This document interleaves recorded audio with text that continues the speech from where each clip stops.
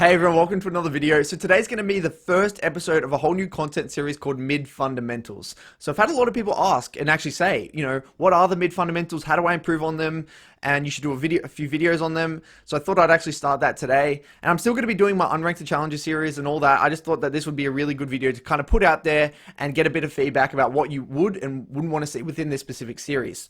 So trading is going to be the first one we're going to talk about. So you may ask, what exactly is trading and why is it important as a mid laner to master? So trading, in my own definition, is basically the trading of resources like health and mana with the aim of trying to gain some form of advantage. And if you begin to master the concepts of trading, then you find that your games will become a lot more reliable and a lot more consistent. So you may ask, what are the different forms of trading? So we have extended or long trades, where you're taking a very form of long extended trade using abilities over a longer period of time. Then you have short or burst trades where you may be doing one quick ability, getting in, getting out, doing a quick bursty trade. Then we have all-in trades where, you're using everything with the aim of trying to actually kill this person, trading a bunch of mana, trading a bunch of HP, trying to kill that person. Then we also have heavy trading where maybe I'm going to trade 50% of my HP for 50% of their HP. Not necessarily trying to get an advantage, but just, making it very, very chaotic. And then we also have 100 to 0 trades. 100 to 0 trades, I like to explain it, is in the sense of, I'm going to take, 10% of their HP, but lose nothing on my end. That's my favorite type of trading in League of Legends. So now, what we're going to do is, before we get into, how to know what sort of trades to take, we need to first clarify what a trading pattern is and how they are identified. So a trading pattern is a specific way of trading in a given matchup due to differences in range, mana costs, damage, reliability of actually hitting the ability. So maybe that's a skill shot versus a targeted ability, overall tankiness and durability of the champion, and then the rune setup. And the way I want to navigate this video, guys, is I want you guys to visualize a painting with no color, like a coloring book. And our goal after each step within this video is to add a little bit of color, and at the end it's going to be fully finished and colored in, and we're going to have a clear picture of what exactly trading is and how to go about it. So the way we're going to do this video is we're going to go through 5 layers that dictate how trades in lane are actually played out. So layer 1 is going to be champion identity, layer 2 is going to be matchup, layer 3 is game state adaptions, layer 4 is micro interactions, and layer 5 is experience. So we're going to start off with layer 1 being champion identity. So although trading patterns are important, we also need to understand all the other reasons that might actually influence the way or the reason we take a trade in lane. So if you're familiar with my other videos, you might actually notice that I mentioned champion identity a hell of a lot. And now you may ask, what is champion identity exactly? And what has it got to do with how I trade in lane? Well, champion identity is basically what that specific champion is all about. What sort of fights do they want? What sort of game pace? What are the item spikes they need? What are their strengths and weaknesses of their kit?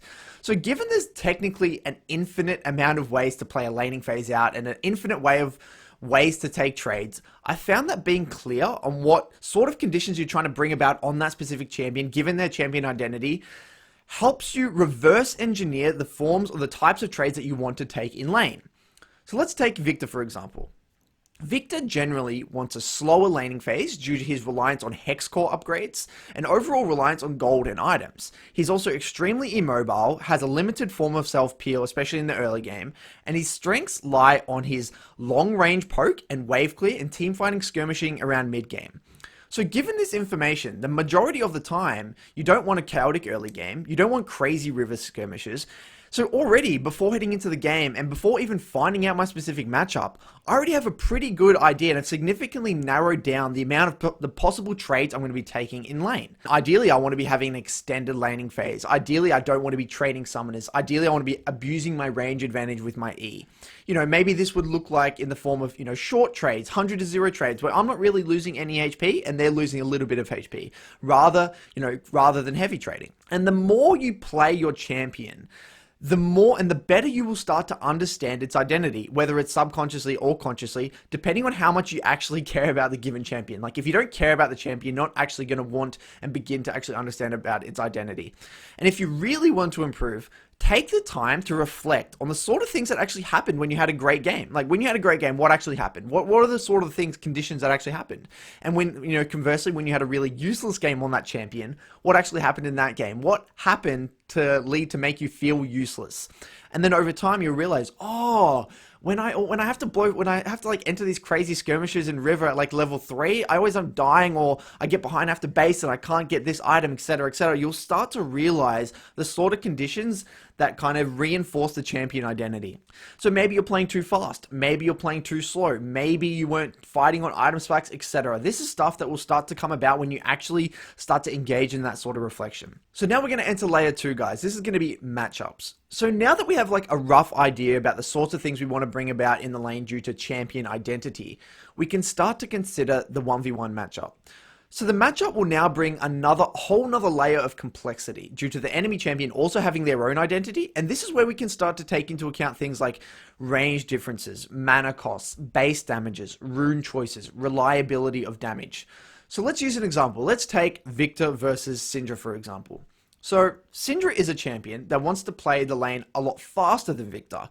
She wants to take heavier trades, set up for kills around 6, abuse her low cooldowns, abuse her low mana costs. She also wants to utilize her ignite, which is a common summoner due to the speed in which she wants to play the game.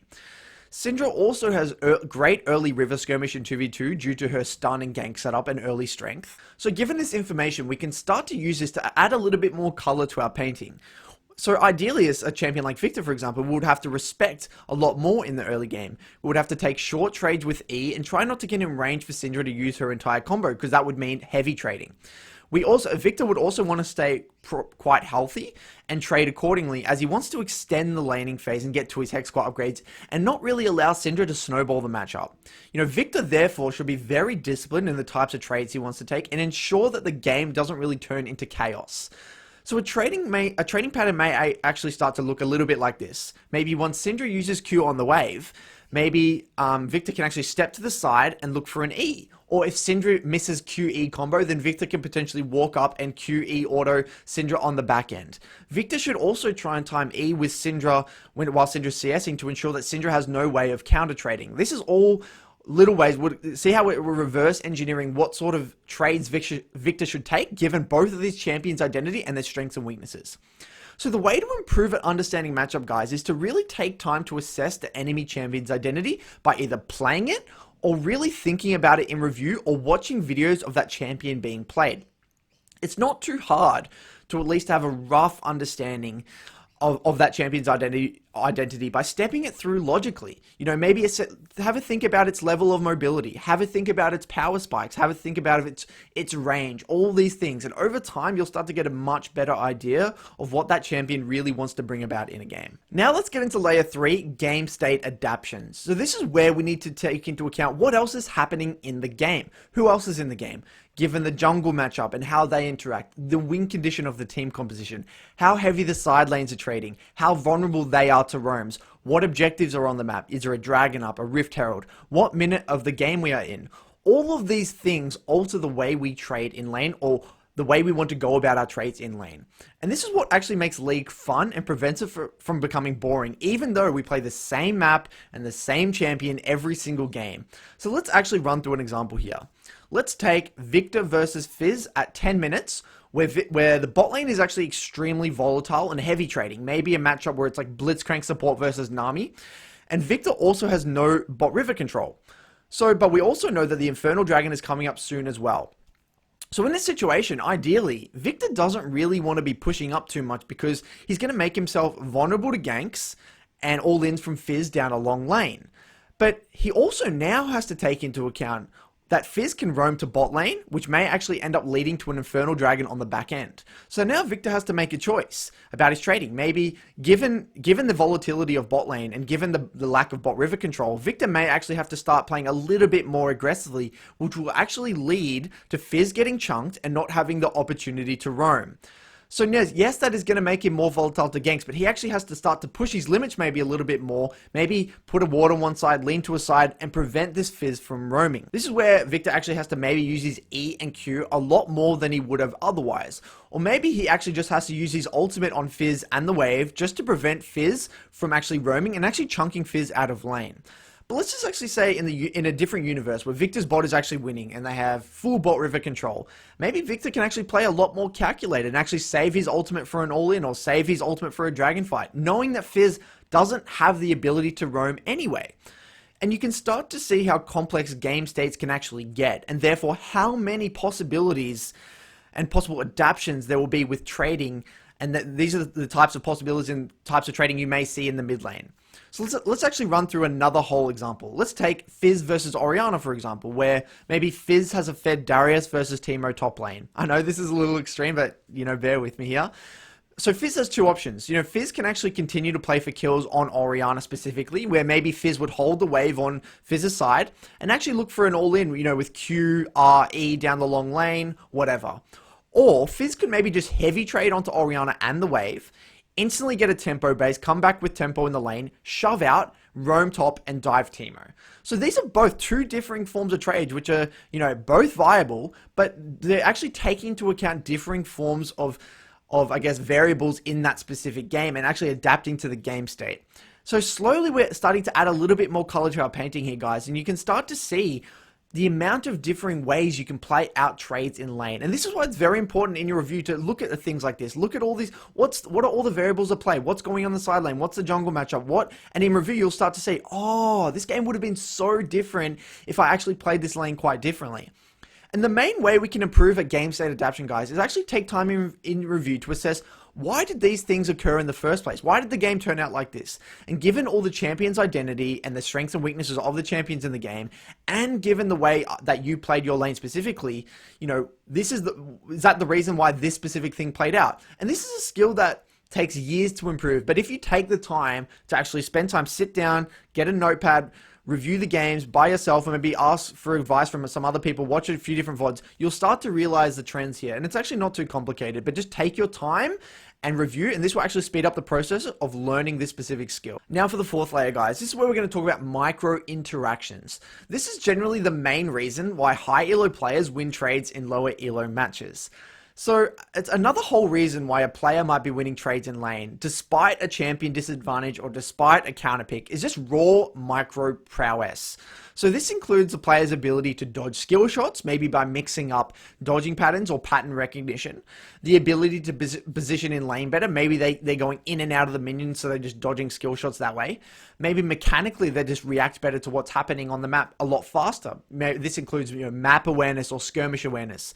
This also includes the ability to tether the enemy and to tether the enemy's ability ranges, which actually leads to taking better trades. And this may not seem that big, but the laning phase is actually all about the small details. And this can seriously impact the way lanes actually play out, especially at the higher elos.